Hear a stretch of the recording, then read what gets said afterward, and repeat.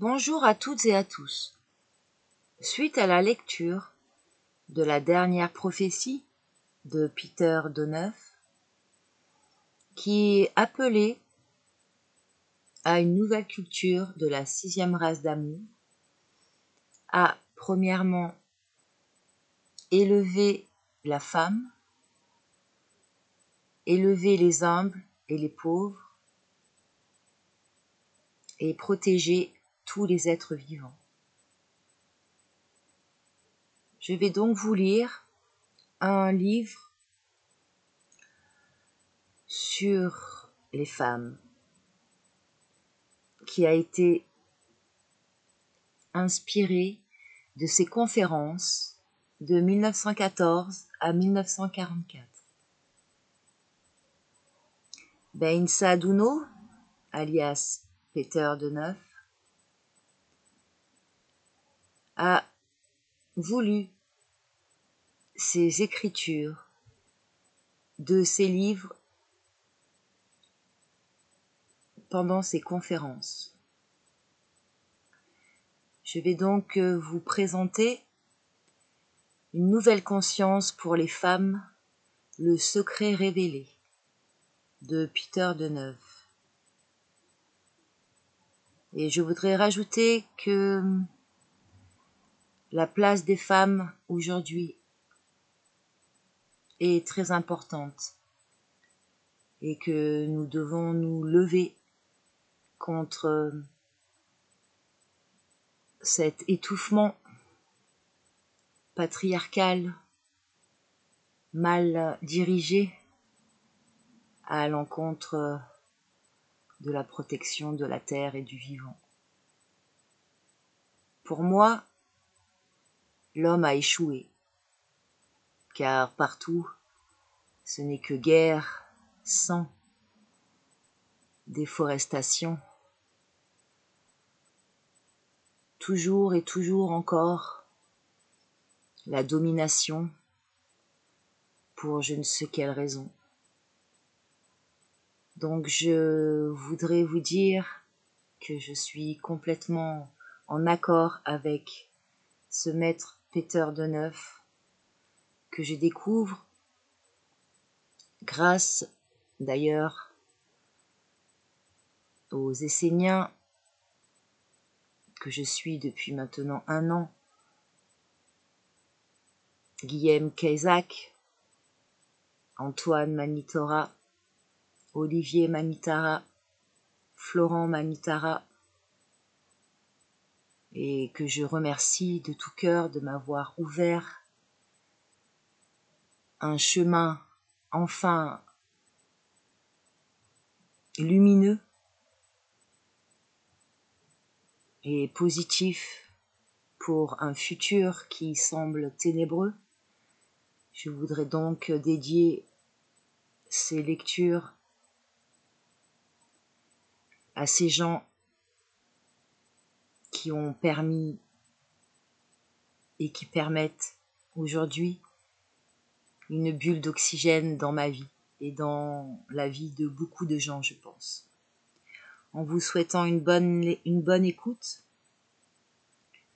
et n'hésitez pas à me laisser vos remarques et commentaires. Une nouvelle conscience pour les femmes. Le secret révélé de Peter Doneuf. Ben Saadouno.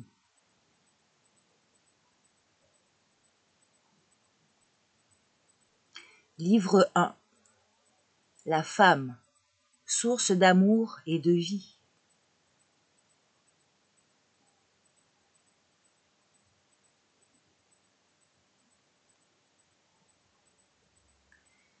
D'après moi, la femme est celle qui sauvera le monde. La femme est celle qui possède la clé de la vie entre ses mains. La femme est celle à travers qui la grande et puissante impulsion de l'amour peut se manifester et nous donner la vie. La femme est le symbole de l'amour. Le maître Peter Doneuf.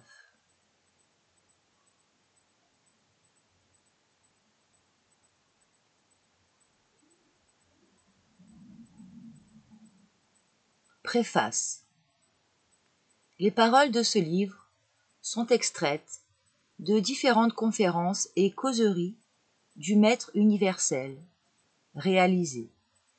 Beinsa Duno, alias Peter Deneuve. Il vécut en Bulgarie entre les années 1864 et 1944. Dans ses conférences, il a donné les instructions nécessaires à l'application correcte de son enseignement pour les générations à venir. Dans ses conférences, le maître Deneuve touchait beaucoup de sujets différents, mais donnait une importance particulière à un sujet plus précis: le rôle et la tâche de la femme dans l'ère nouvelle. Pour cela, il avait créé des classes spéciales, ouvertes exclusivement aux femmes, dans lesquelles il leur expliquait comment elles pouvaient pleinement réaliser leur rôle de mère pour le bien-être de l'humanité. La meilleure façon de décrire l'enseignement qu'il apporta est à travers ses propres mots.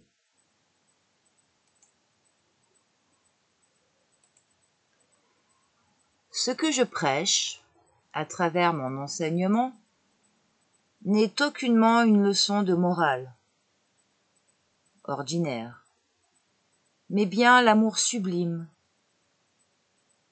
Cet amour peut améliorer votre santé,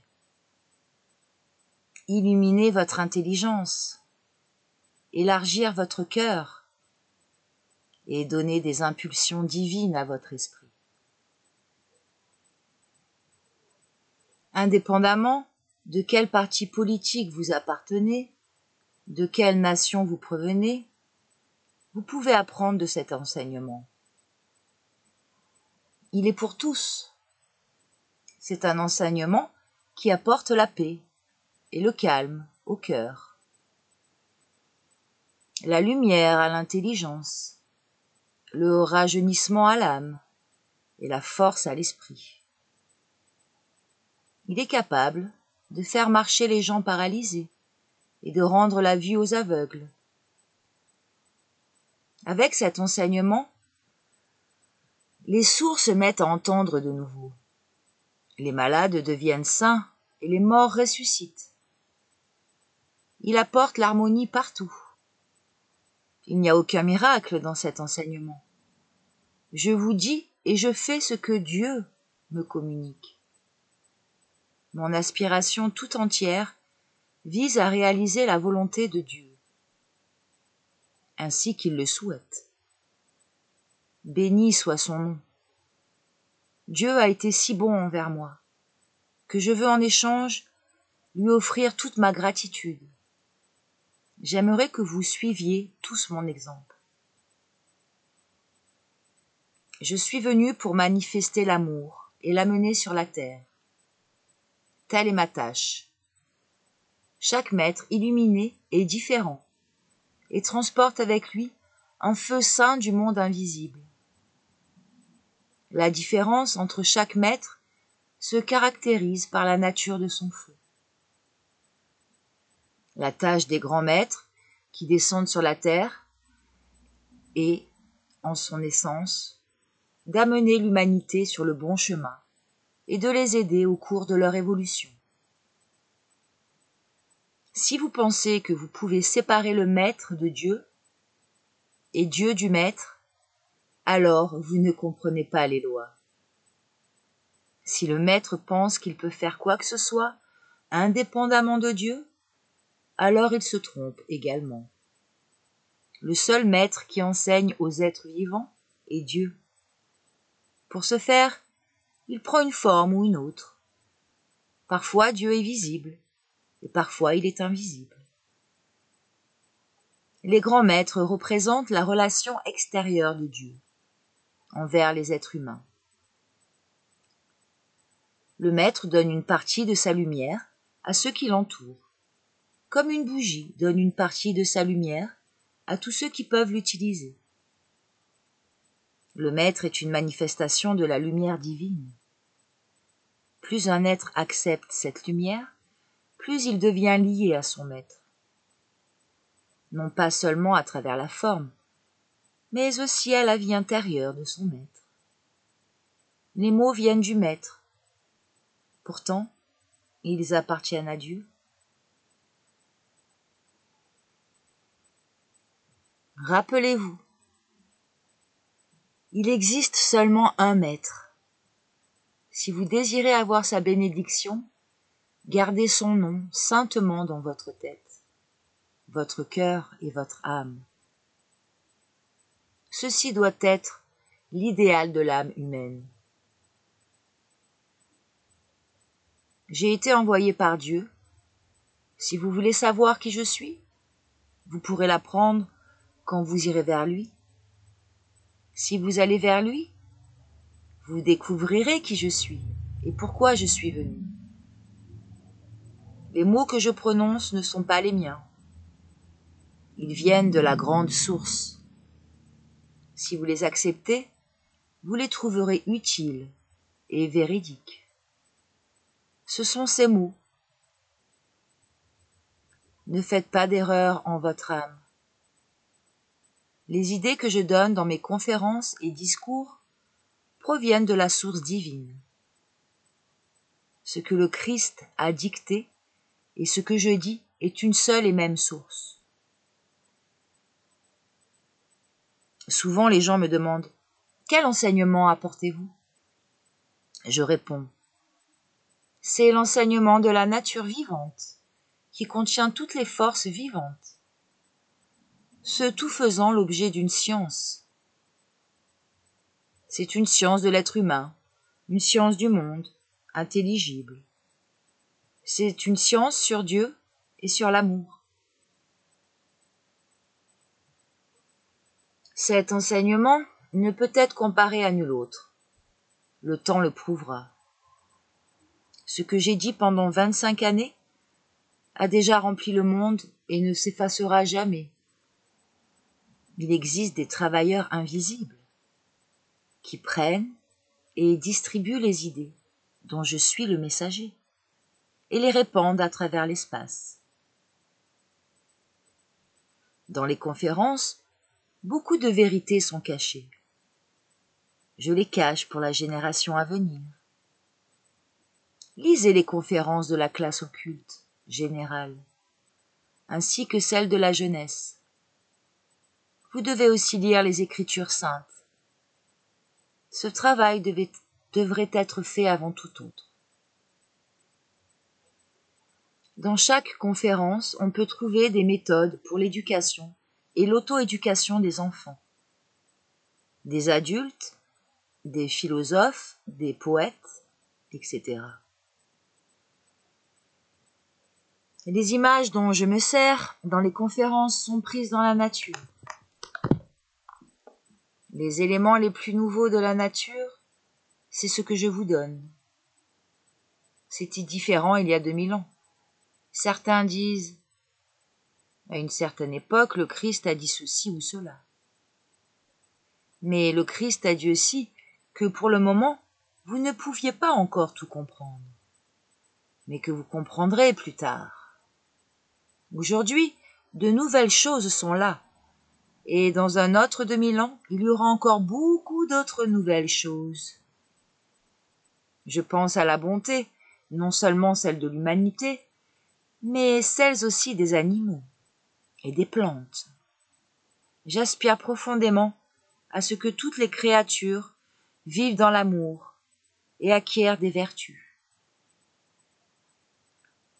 Subissez la souffrance, mais allez de l'avant. L'avenir est devant nous. Extrait de la revue Le grain de blé, numéro 2, de 99. Les femmes ne se connaissent pas encore. La première chose requise est donc qu'elles en arrivent à se connaître elles-mêmes. Dites-moi, par quoi se distingue une femme d'une autre? Si je compare deux femmes, les deux auront les mêmes souhaits. L'une voudra se marier et l'autre aussi. L'une voudra avoir un repas délicieux, être bien habillée, l'autre aussi. Leurs souhaits sont similaires. Il n'y a aucune différence, rien de particulier. Une seule et même vie existe dans tous les foyers. Et maintenant, quelle est la chose qui empêche les femmes de s'unir? En s'unissant, elles pourraient élever leur esprit. Si toutes les femmes s'unissaient, elles pourraient très facilement élever leur esprit, leur statut social, et ainsi évoluer. Pourtant, pour le moment, chacune d'entre elles dit « Je veux être la première ». Cette faiblesse chez elles ressemble à une histoire que je connais bien. On raconte qu'un prince allemand devait visiter le Danemark. Il était prévu qu'on le recevrait dans un théâtre. Et 12 des plus belles femmes du pays avaient été choisies pour cette circonstance. Parmi toutes ces femmes, une seule devait être choisie pour remettre au prince un panier rempli de fleurs en signe de bienvenue. Il avait été décidé que la sélection se ferait par un vote. Mais 12 bulletins de vote avec 12 noms différents se trouvèrent dans la boîte. Chacune des femmes avait voté pour elle-même. Aujourd'hui, chacune d'entre vous vote pour elle-même dans la boîte du Christ. Et ce qui en résulte, c'est qu'il n'y a personne pour offrir le bouquet de fleurs. Lorsque la boîte est ouverte, il y a autant de noms à l'intérieur qu'il y a de femmes à l'extérieur. Chaque personne voudrait être la première. Pourtant, dans l'accomplissement de la volonté divine, seul Dieu est le premier. Il est le début, et donc, nous ne pouvons être les premiers. Celui qui crée les choses est celui qui est le premier.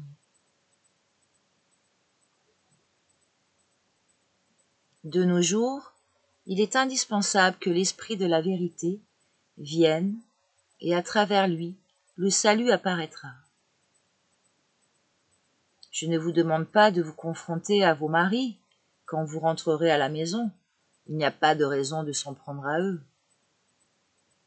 Vous devez chercher, avec une bougie, l'homme véritable. Vous devez le chercher jusqu'à ce que vous l'ayez trouvé.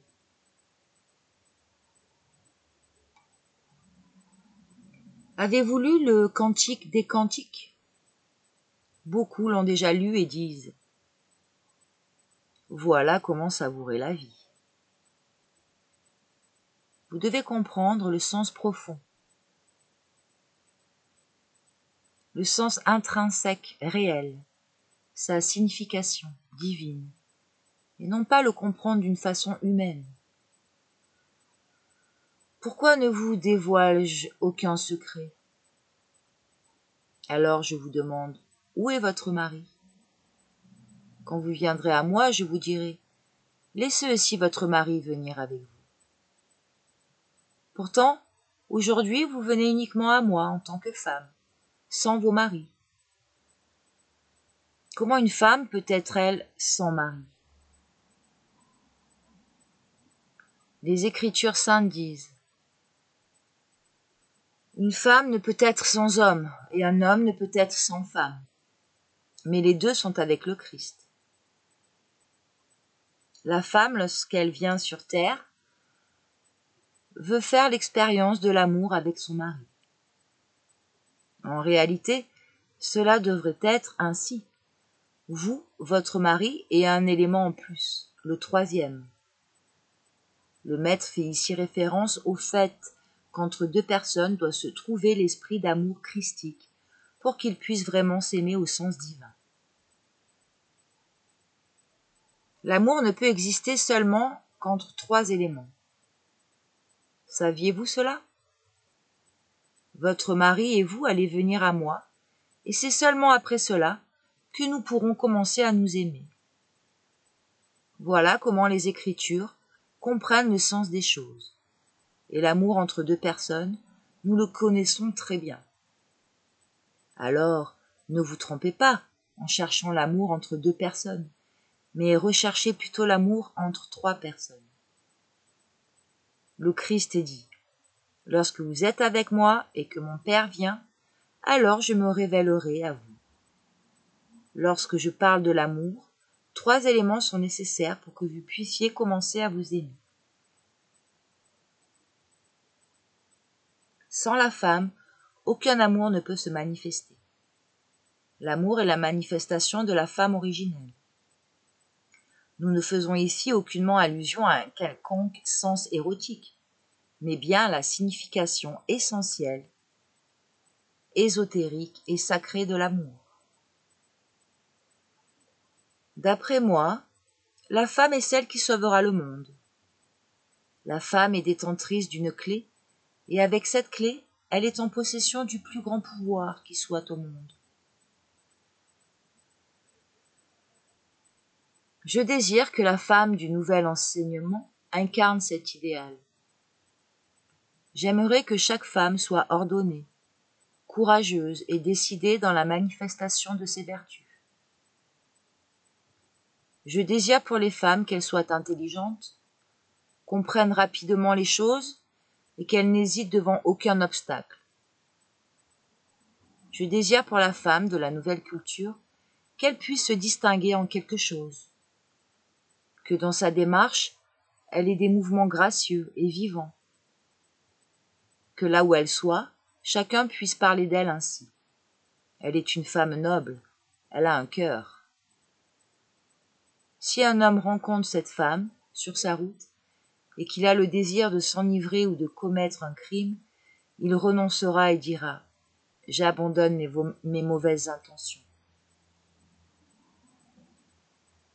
L'âme humaine est partagée en 2 genres, masculin et féminin. La femme est celle qui donne la vie, les sentiments, et l'homme est celui qui fait naître les idées humaines, suivant le fondement du monde divin. L'âme est un produit dérivé, tourné à l'envers et ramifié, et les genres sont les 2 branches de cette même racine. Donc vous, les jeunes gens, devriez essayer d'être une manifestation de l'amour divin, sans tromperie, et n'ayant de flirt avec personne. Les sentiments de votre cœur devraient être nobles. Me comprenez-vous bien? Lorsque vous êtes avec une sœur ou une femme, vous devez la protéger, comme la prunelle de vos yeux. Me comprenez-vous? J'exige ceci des jeunes gens. Vous devez être si délicat envers vos sœurs, si doux lorsque vous vous adressez à elles, dans vos pensées et dans vos désirs, qu'ainsi vous deviendriez un exemple de bienveillance. Vous devez savoir que vous êtes les porteurs de l'intelligence humaine. Et je souhaite aussi que les jeunes sœurs et les étudiantes soient tout aussi délicates et douces envers leurs jeunes frères et étudiants, de façon à ce qu'elles puissent transmettre honneur, respect et de nobles aspirations dans leur âme. Maintenant a été soulevée la question à propos de savoir si vous devriez vous marier. Dans le monde invisible, vous vivez en tant que 2. Vous avez une âme sœur. Il y a là-haut des correspondances. Vous y vivez en couple. L'homme ne peut vivre seul. Ainsi Dieu a créé le monde. Ici, sur la terre, 2 corps vivent sous un même toit. Dans le monde causal, 2 cœurs existent ensemble. Et dans le monde mental, 2 intelligences existent au même endroit. Dans le monde spirituel, 2 âmes vivent à la même place, et dans le monde divin, 2 esprits vivent l'un dans l'autre. Et lorsque vous entrez en Dieu, alors, vous devenez un. Si vous me demandez à présent si vous devriez vous marier ou non, c'est que vous avez en tête le corps physique. Le corps provoque le besoin chez les gens de se marier. Un corps s'unit avec un autre et on appelle cela le mariage.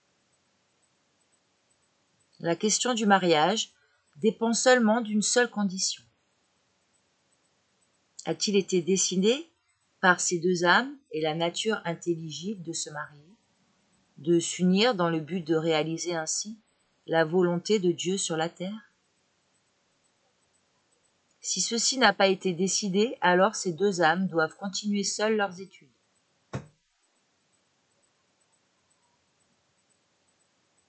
La manière extérieure d'exprimer l'amour est à travers la lumière et le savoir. La manière intérieure est à travers la chaleur et une bonne réceptivité. L'expression extérieure de l'amour correspond à l'été dans la vie, alors que la lumière extérieure est abondante et disponible. Les jours sont alors longs et les nuits courtes. Par cette lumière, les gens étudient et acquièrent du savoir. L'expression intérieure de l'amour correspond à l'hiver dans la vie, lorsque tout est couvert de neige. Dehors, il y a des tempêtes et du vent. Les jours sont courts et les nuits sont longues. Alors les gens vont dans leur maison. Ils commencent à chauffer, allument les lumières. Et par cette chaleur et cette lumière agréable, ils commencent à lire et à contempler. Ils se concentrent sur leur vie intérieure, parce qu'il n'y a pas de lumière extérieure pour les distraire.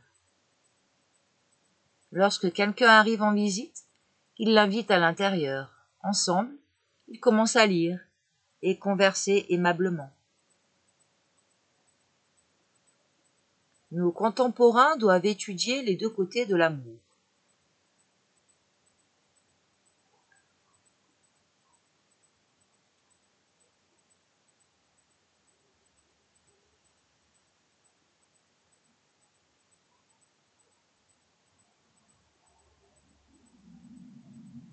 L'extérieur, ou le côté masculin, qui est connecté avec la lumière, et l'intérieur, ou le côté féminin, qui est lié avec la chaleur. De cette manière, ils comprendront pourquoi des contradictions existent dans la vie. Celui qui souhaite étudier la sagesse, qui veut acquérir la lumière et le savoir, doit chercher des conditions extérieures avantageuses. Celui qui souhaite étudier l'amour, pour acquérir la chaleur et la bonté, doit s'exposer à des conditions extérieures désavantageuses, c'est-à-dire aux grandes tempêtes et aux souffrances de la vie. Celui qui cherche l'amour doit être tenace pour être en mesure de supporter les difficultés. L'homme est extérieurement fort et la femme l'est intérieurement. Lorsque vous savez cela, vous pouvez comprendre pourquoi les gens se cherchent respectivement l'un l'autre. L'amour apporte la chaleur, la sagesse et la lumière. Ceux qui portent de la lumière en eux-mêmes cherchent une personne qui a de la chaleur. Et de la même manière, la personne qui a de la chaleur recherche une personne qui a de la lumière. Ceci est indispensable, car la lumière ne peut seulement se comprendre qu'avec la chaleur, et la chaleur avec la lumière.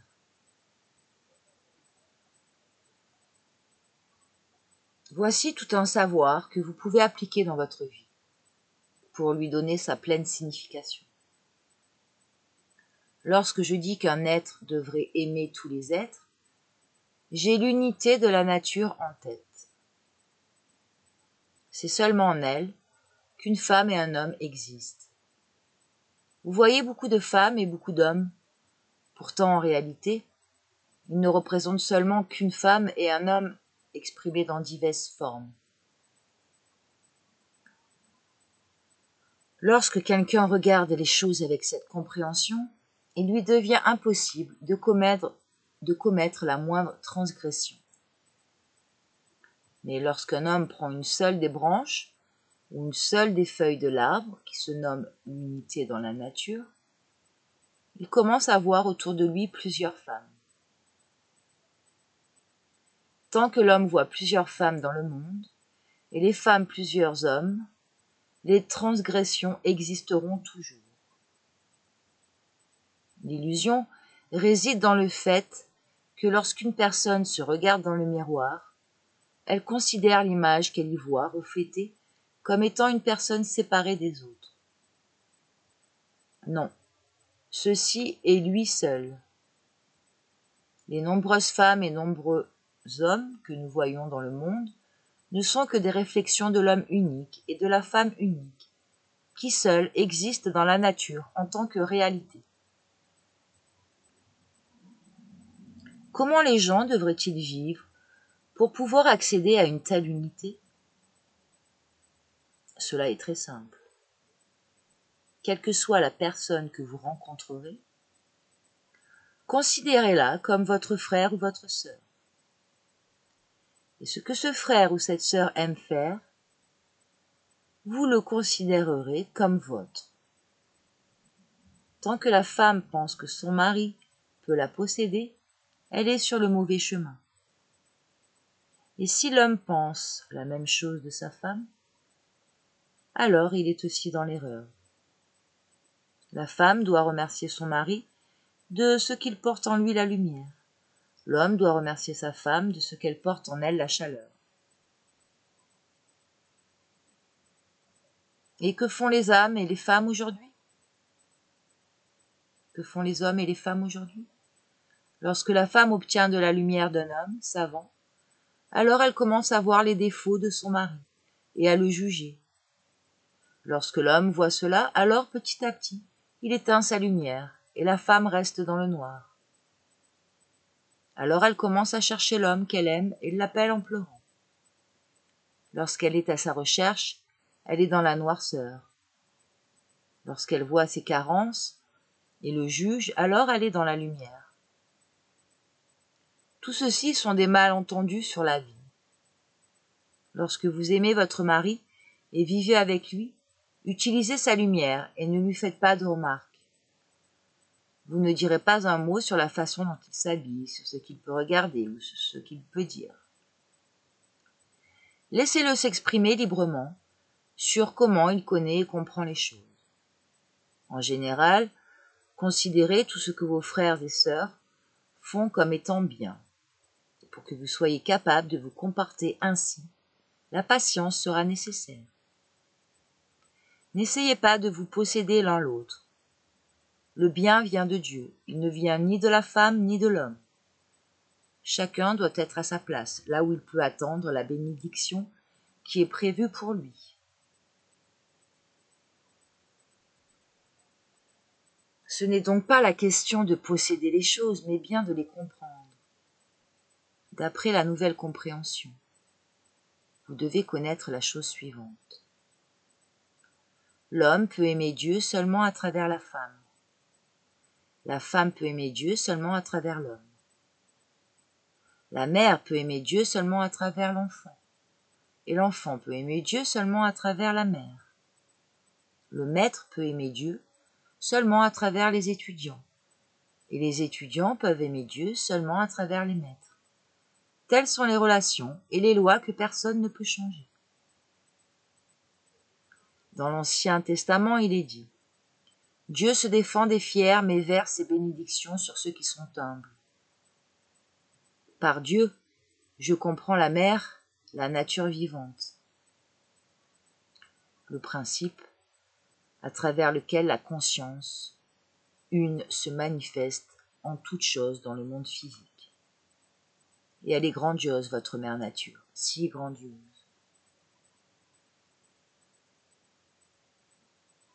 Il est dans les Écritures, lorsqu'il s'est retrouvé dans la forme humaine, il est devenu humble.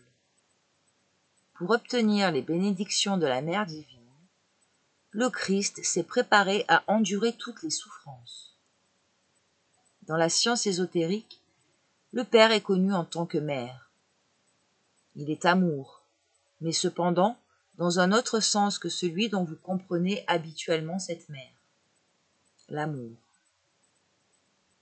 Ne mettez pas dans votre esprit cette idée de comparer l'amour que vous connaissez à la mère divine.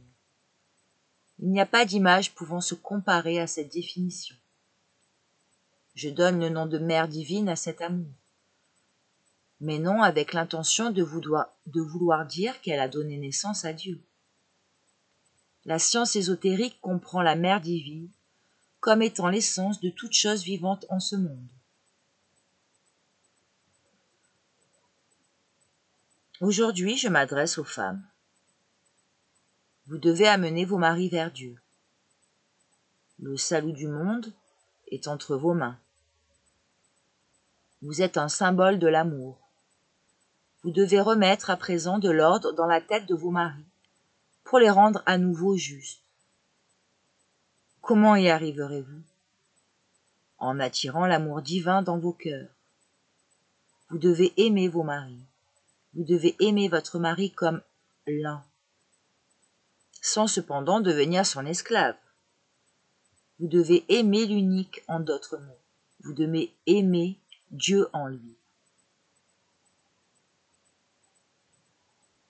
L'Esprit Saint travaille maintenant à travers les femmes.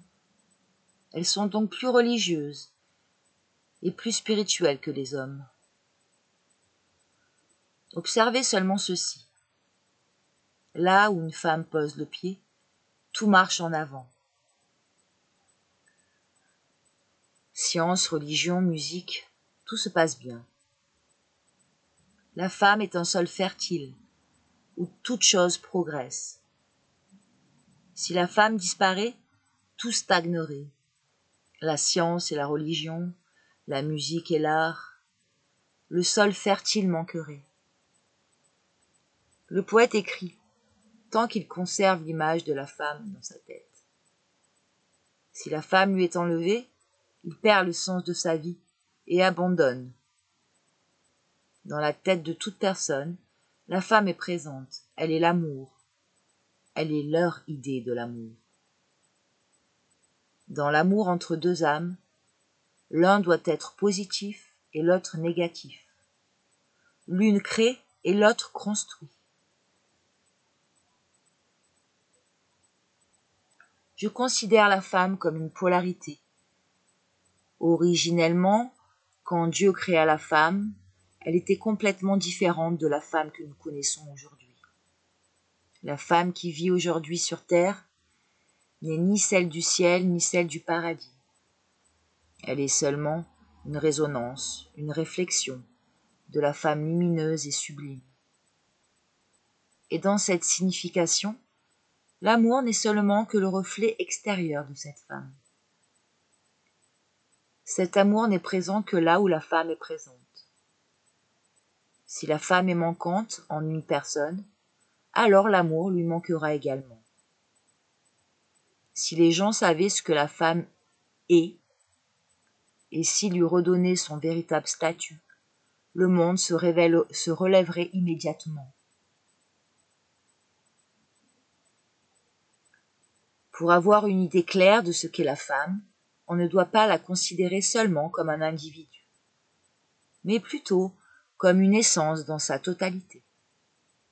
La femme dans la nature est une puissante et grandiose chose. Si vous enleviez le principe féminin de l'existence, la mort suivrait immédiatement. Le principe féminin est entré dans la vie au moment même de sa création. Ne séparez jamais la femme de la vie. En d'autres mots, l'amour dans la vie. La femme symbolise l'amour. Avec la distorsion actuelle de l'existence humaine, la femme est devenue tordue également. Par le concept de femme, l'on devrait comprendre un être qui sait insuffler la vie aux formes les plus magnifiques, qui sait éveiller les forces les plus grandes, une créature pouvant manifester la plus grande intelligence. La femme est la dernière création de Dieu. Chaque création, plus tardive et plus élevée, et évoluée que la précédente. Dieu créa les plantes et les animaux avant de créer les hommes. Donc l'homme est plus évolué que les plantes et les animaux. De même, Ève demeure plus évoluée que l'homme. Adam. Dieu souffla en Adam une âme vivante, et en Ève l'intelligence. Lorsque nous disons que la femme est seulement féminine, mais ne possède aucune intelligence, nous sommes complètement dans le faux. Nous avons complètement tort. La femme est beaucoup plus intelligente que l'homme. L'homme est fort, il peut se battre. Pourtant, souvent, aucune grande philosophie n'est présente en lui. Beaucoup disent que l'homme est un génie et qu'il est savant. Rappelez-vous, un génie et un grand être ne peut jamais être né d'une femme médiocre qui manque de discernement. Le père peut être un homme ordinaire, mais la mère doit être capable de discernement et d'intelligence.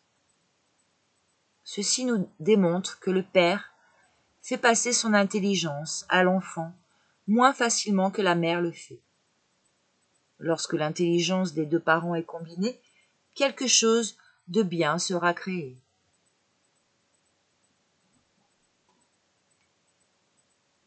La qualité principale de la femme est la compassion. Si la compassion manquait à la femme, face aux souffrances des humains, elle ne serait plus une femme. La femme contemporaine nie sa qualité la plus précieuse et tente de devenir un homme. Lorsqu'elle souhaite dire quelque chose, elle devrait d'abord y réfléchir et parler ensuite. En général, le bon jugement et la présence d'esprit sont requis autant pour la femme que pour l'homme.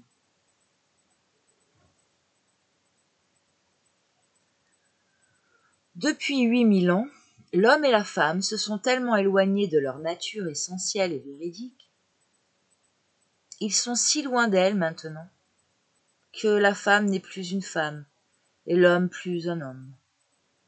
Si vous pouviez comparer l'homme ou la femme d'aujourd'hui au prototype originel, vous y verriez une ridicule caricature. Que doit-on trouver dans la forme féminine? Toutes les vertus, toutes les idées et émotions sublimes doivent être présentes en elle. La femme est porteuse de tout ce qui est le plus sublime dans le monde. Cette tendresse à jamais présente et préservée en elle. J'ai vu seulement quelques femmes véritables dans ma vie, quelques-unes en Bulgarie et quelques-unes à l'étranger. La femme véritable peut être reconnue à sa tendresse. Aucun mot dur ne peut sortir de sa bouche. Chaque femme qui est en mesure d'exprimer des grossièretés ne peut être une manifestation de la femme véritable. Elle a dévié. Et ce qui distingue l'homme véritable est son haut idéal. La femme, dans la pleine signification du mot, signifie une porte qui peut seulement être ouverte par la clé divine. Toute porte qui peut être ouverte par la clé de gens ordinaires n'est pas une femme. Que la femme soit belle ou qu'elle puisse représenter un élément de douceur, c'est une autre affaire. Beauté, légèreté, richesse, force de caractère, tous ces éléments sont en l'âme.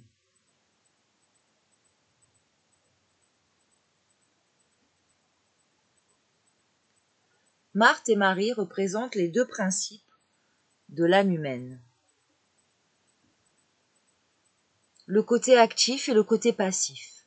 À travers Marthe et Marie, on représente deux sortes de femmes, deux caractères opposés, deux manifestations du cœur humain.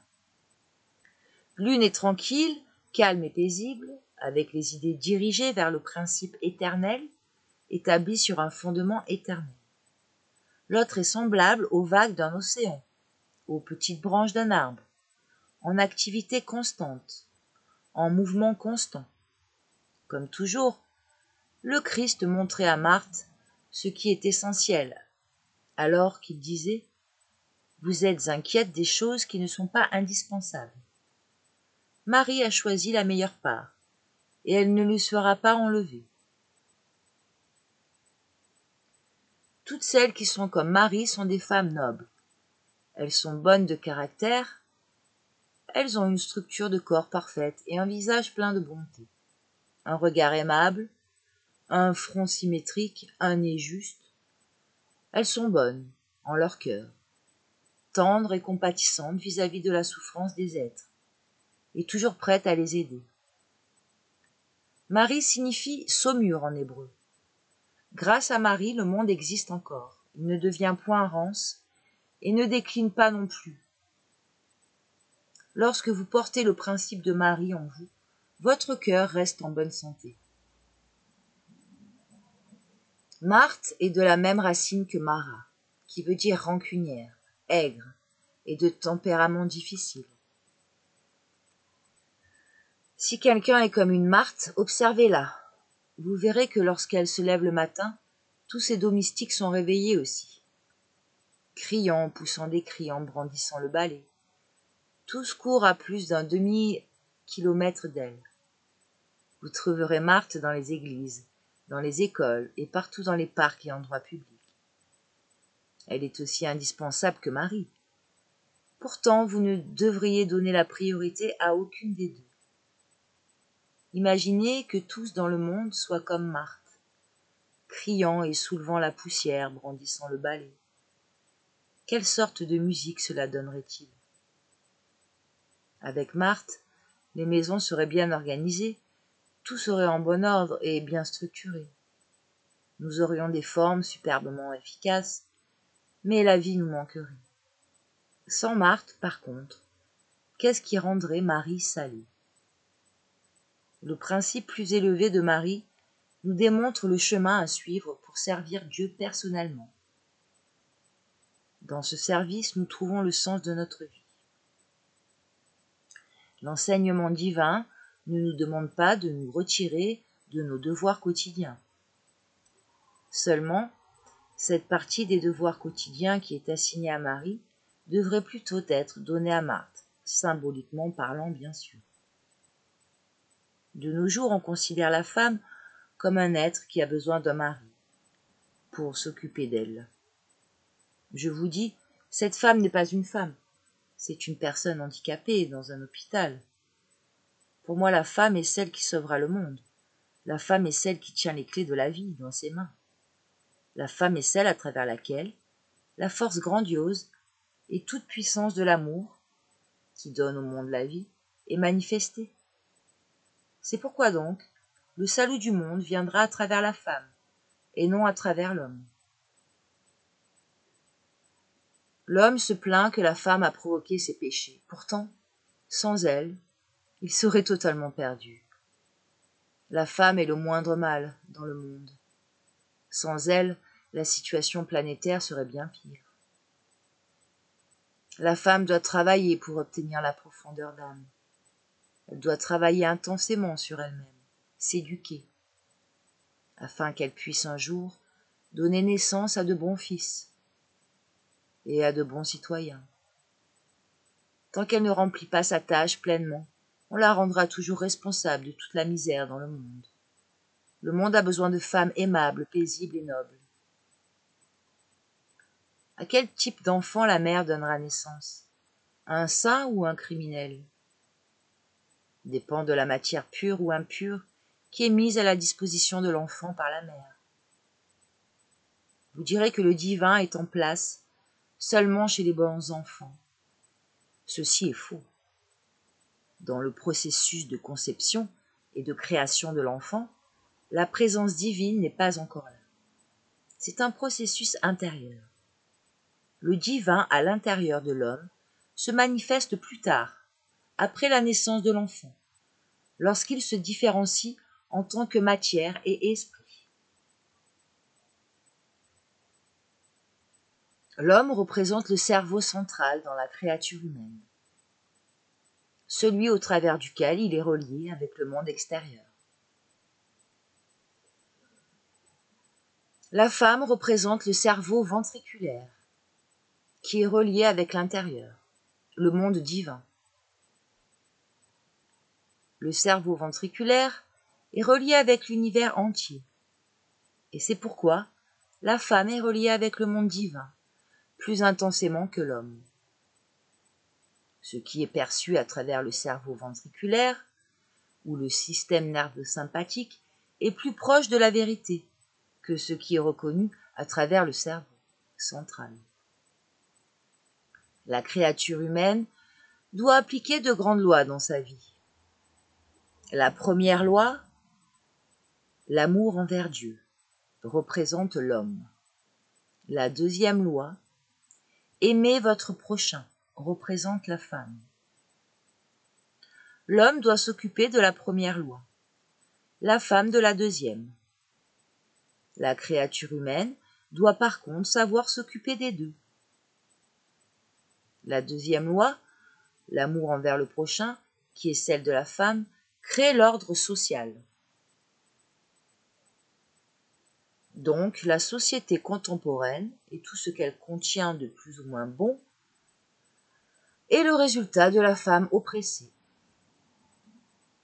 Quel est donc le but à obtenir pour la société et les nations contemporaines?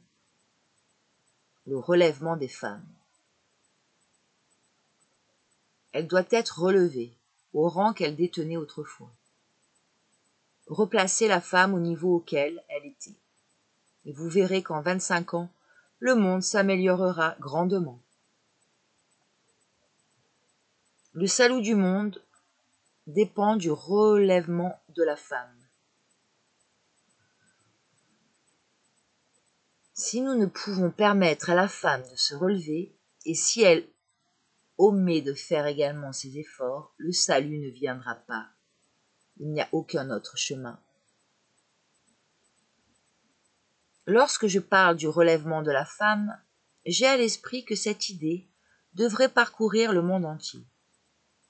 Cela ne doit pas seulement s'appliquer au règne humain, mais aussi à celui des plantes, des animaux et des minéraux.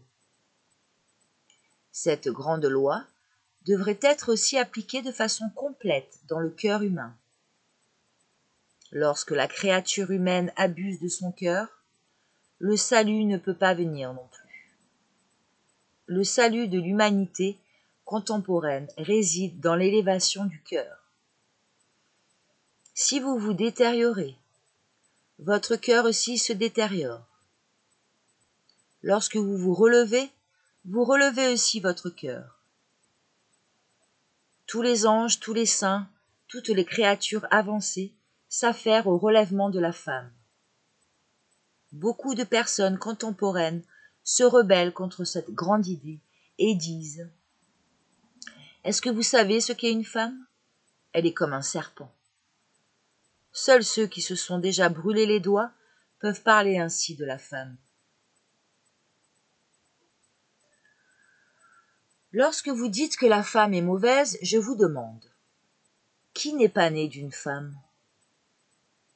Votre mère qui vous a porté dans son ventre, dans son esprit et son cœur, qui vous a tenu dans ses bras, n'a-t-elle pas été une femme? Vous oubliez le fait qu'elle s'est abîmée. Peu importe ce que cette femme a été. Aujourd'hui, elle est votre mère. Si vous avez une partenaire, considérez-la comme votre mère. Considérez votre mère comme si Dieu était en elle. L'humanité a besoin d'une transformation fondamentale de sa conception envers la femme. Sinon, le salut du monde restera un rêve irréalisable. Une loi importante existe et devrait toujours être présente à votre esprit. Cette loi s'applique lorsqu'une femme aime un homme. Elle est capable de l'élever, de l'inspirer pour le bien, de le faire évoluer. Mais si elle commence à haïr un homme, il aura une mauvaise fin. Beaucoup de statistiques en Amérique montrent que tous les prêtres qui ont de bonnes épouses sont reconnus comme étant des prédicateurs excellents. Pourquoi? Parce que ces femmes les aiment et partagent leurs idées. Et au contraire, toutes les femmes de prêtres qui n'aiment pas leur mari et ne partagent pas leurs idées ont contribué à leur déclin. Donc la femme a le pouvoir d'élever l'homme ou de l'abaisser. Maintenant, je répète aux femmes.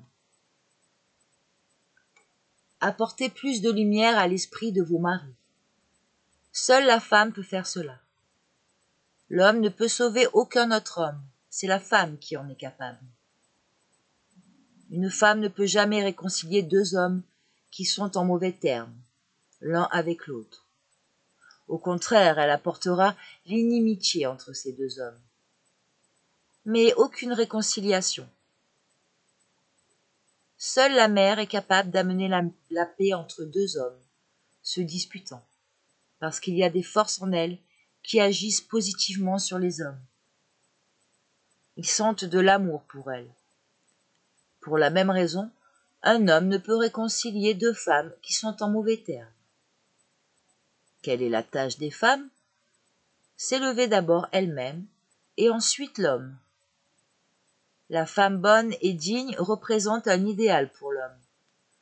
Elle inspire en lui les impulsions les plus sublimes, l'oblige à réfléchir et, en même temps, lui apporte la paix et la tranquillité de son âme. Aujourd'hui apparaît la femme qui soulèvera l'humanité. Jusqu'à maintenant, la femme avait évolué dans le but de développer des qualités de tendresse et de douceur. Pour cette raison, la nature lui a donné la tâche de devenir une mère, d'accoucher des enfants et de les élever. De cette façon, elle s'ennoblit à travers les souffrances. L'avenir appartient à la femme. Elle éduquera l'homme. Elle a créé le désordre dans lequel le monde se trouve aujourd'hui. L'homme se bat, mais toujours pour une femme. La femme doit être remplie d'une seule idée fondamentale. Appliquer la loi de l'amour. Ne vous liez pas avec un homme inférieur. Abandonnez l'illusion qu'il s'améliorerait si vous étiez marié avec lui. Le mariage ne peut améliorer aucun mari. Lorsque la relation repose sur l'amour, alors il n'est pas nécessaire d'avoir une quelconque approbation légale. L'homme est heureux d'avoir rencontré la femme qu'il aime et en est reconnaissant envers Dieu. La même chose est vraie aussi pour la femme.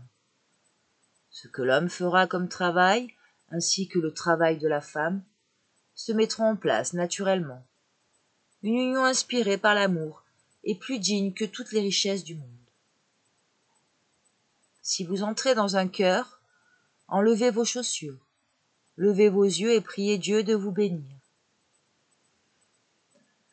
Lorsque vous tournez votre visage vers Dieu, il vous enverra toutes les plus belles créatures qui travailleront sur vous et sur celles dont vous avez rencontré le cœur.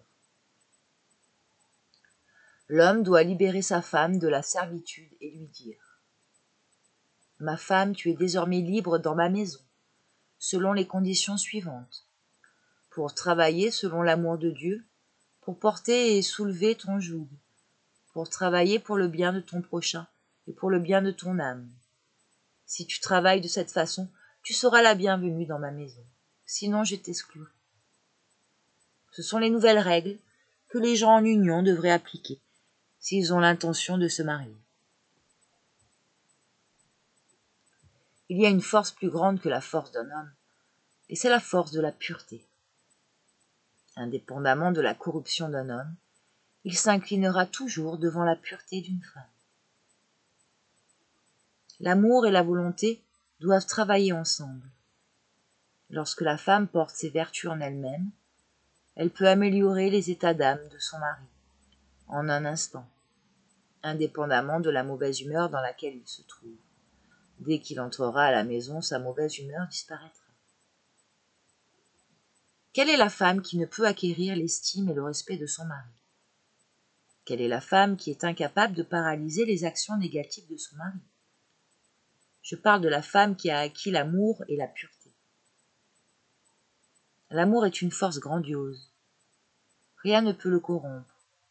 Ce sont seulement l'amour et la bonne volonté qui feront qu'une femme sera grandement estimée. Ses vertus s'élèveront.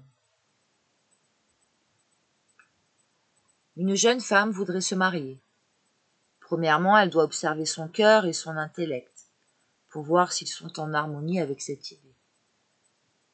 Elle doit être clairvoyante et entrer dans la maison de l'élu de son cœur, circuler à travers ses pièces, sa bibliothèque, voir comment il y a ordonné les livres, voir sa cuisine, son jardin, le jardin de son amour, de sa bienfaisance et de sa justice, pour y voir quelques fleurs.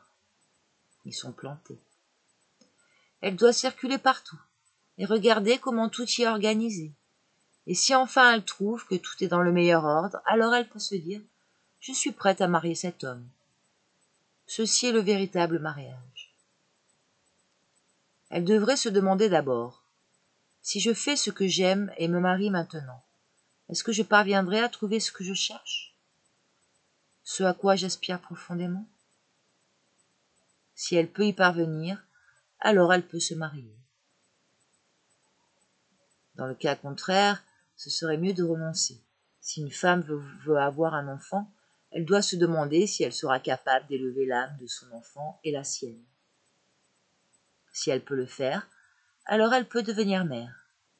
Sinon, il serait mieux pour elle de ne pas s'engager dans la voie de la maternité. Lorsque les pères et les mères changeront leurs sentiments, une génération nouvelle aux idées droites et saines naîtra. Se marier, avoir un enfant, cela signifie créer les meilleures conditions possibles pour qu'une âme puisse se développer. Elle descend de Dieu pour y apprendre sur la terre, et vous devrez bien la guider. L'amour véritable est un modèle grâce auquel les gens s'entraident à apprendre.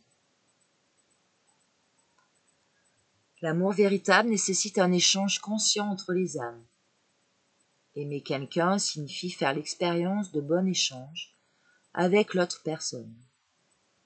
Lorsque l'échange entre deux personnes qui s'aiment est harmonieux, ils sont joyeux dans la plénitude, prêts à se sacrifier l'un pour l'autre et à être bénéfiques à tous les autres êtres.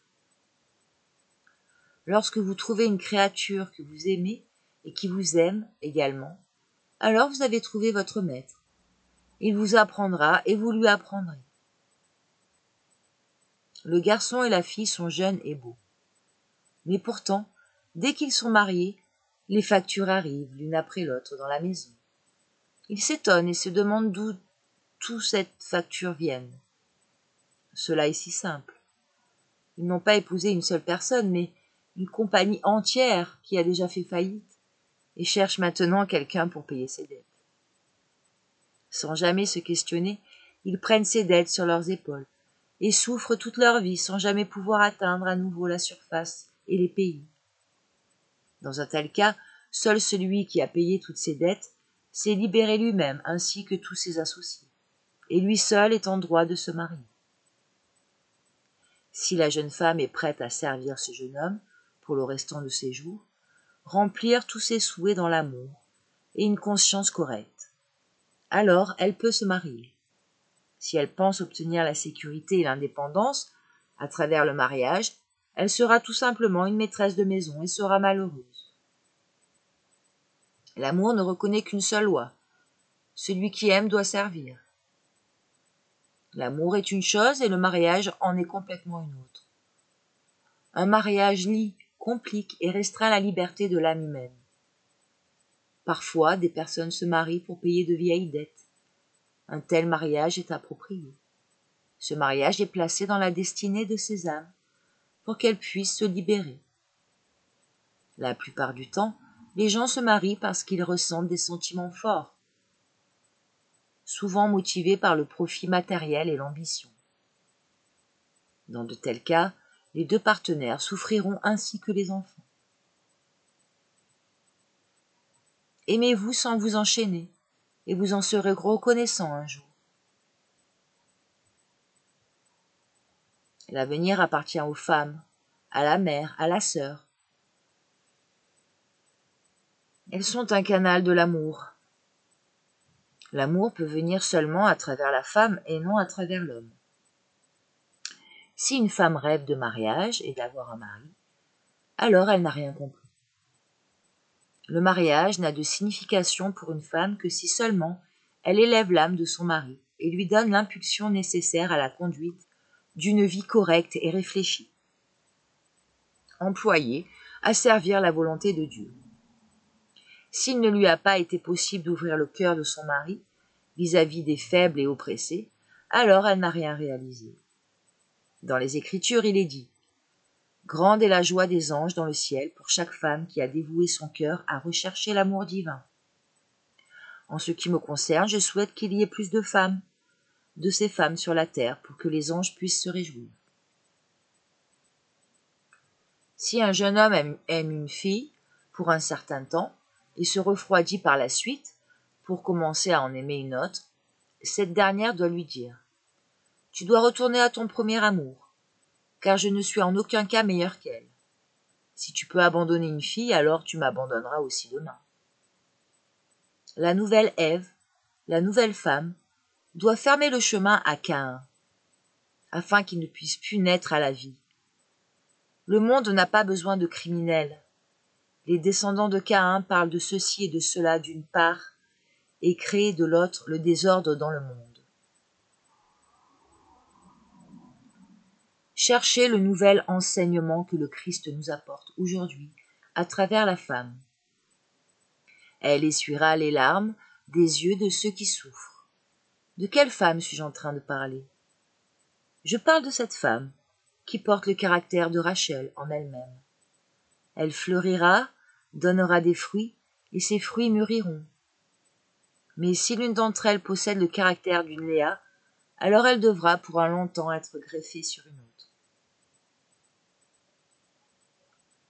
Les femmes doivent sauver le monde, et elles le feront. Seules les mères peuvent sauver le monde. Celui qui pense que le monde peut être sauvé sans la mère se trompe. Il n'a pas pris le bon chemin. Le plus sublime, le plus puissant des mots dans le monde est « mère ». Dieu, les anges et les saints ont une foi forte en la femme. J'ai moi aussi une foi très forte envers les femmes.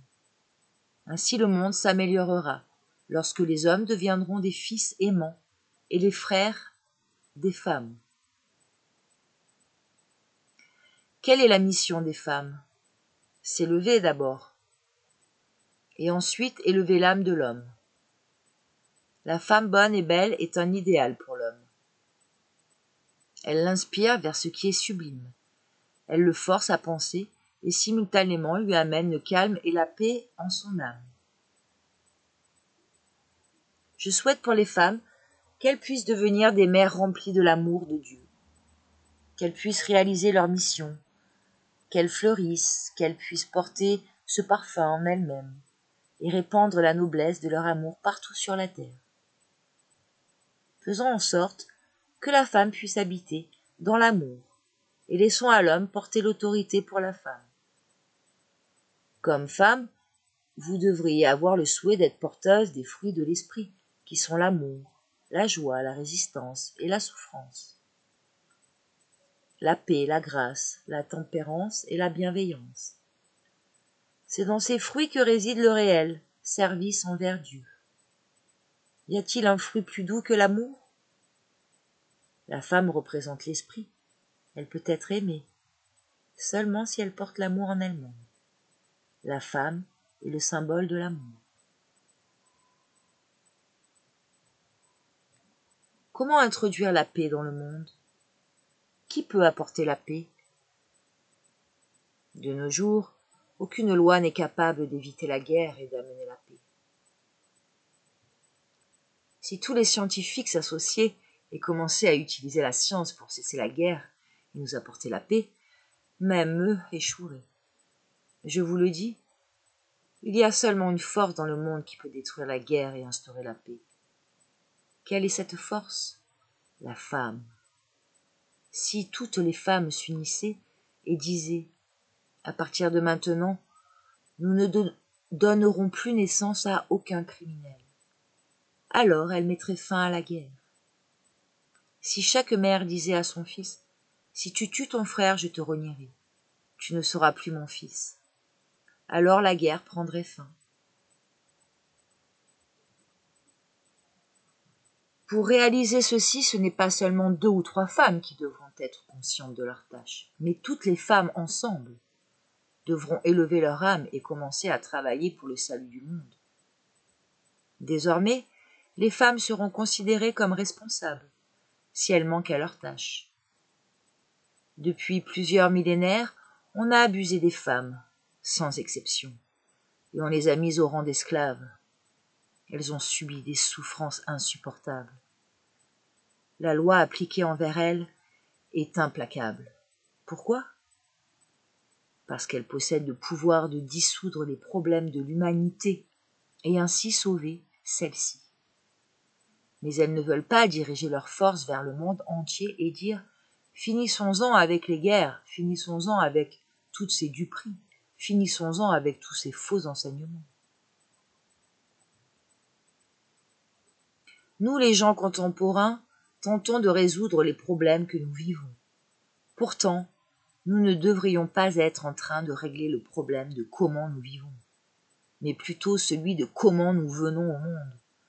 Nous devrions résoudre le problème de quel genre de mère et de père à l'avenir nous aurons besoin. Si vous souhaitez améliorer l'état de la société, il faudrait d'abord que les mères et pères soient impliqués dans leur rôle, ainsi que les prêtres et professeurs, et pour finir les juges. Si ce travail est entrepris seulement par les prêtres et les professeurs, il n'y aura aucun résultat. Les mères et les pères doivent donner le ton fondamental à la vie. Certains disent que l'Église sauvera les hommes. Moi, je vous dis, le salut viendra des mères et des pères. Le père qui, dès le début, donne les meilleures choses à ses enfants est un prêtre, un patriarche, un évêque et un roi. Une mère qui inspire des élans sublimes et des idéaux lumineux dans l'âme des enfants, de ses enfants, dès leur plus jeune âge, est une véritable reine. Être une mère ou un père, voici les 2 tâches les plus sacrées que Dieu ait confiées à l'homme. Aujourd'hui, la société prive la mère et le père de la tâche qu'ils doivent remplir et leur dit « Laissez les professeurs éduquer vos enfants. Les professeurs peuvent seulement donner en fonction de ce qu'ils ont reçu eux-mêmes, de leur mère et de leur père, comme aspirations sublimes et idéaux lumineux en leur âme. Dans un sol fertile, on peut cerner, on peut semer et toujours souhaiter de bons résultats. Personne ne peut semer quoi que ce soit dans un sol sablonneux.